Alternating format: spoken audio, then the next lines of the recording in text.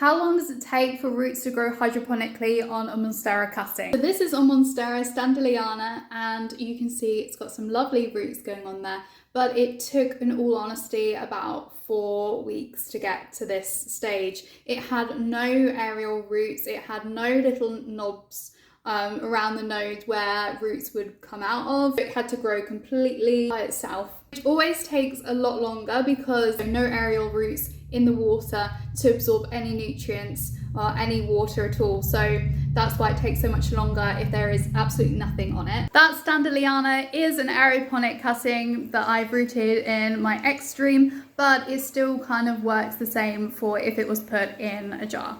But you get the idea. Different monsteras have different rooting speeds as well. I always find that the Addisonii root so much faster than other types of monsteras.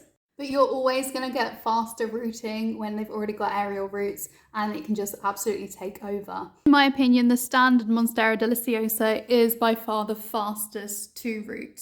And if that's the case and it's got aerial roots already, can be as little as 2 weeks in good conditions if it's got enough lighting, if the temperature is like really warm. Variegated forms of the monstera, like the Thai constellation or the albo, will always take longer to root because they have less chlorophyll to photosynthesize. So they're just going to take a little bit longer as they can't make their own food as fast. The fastest way to hydroponically root a monstera is actually by taking some of these aerial roots and putting them, instead of putting them back into the soil, which I've done here, putting them into a glass jar or something like that so you can see the roots through it, and then chopping it off. I would literally have to saw it off, and the roots in the glass jar have really developed and it's putting on loads and loads of new growth. Another factor that will affect how fast you're cutting roots is whether it's taken from the top, so a tip node, or a middle node.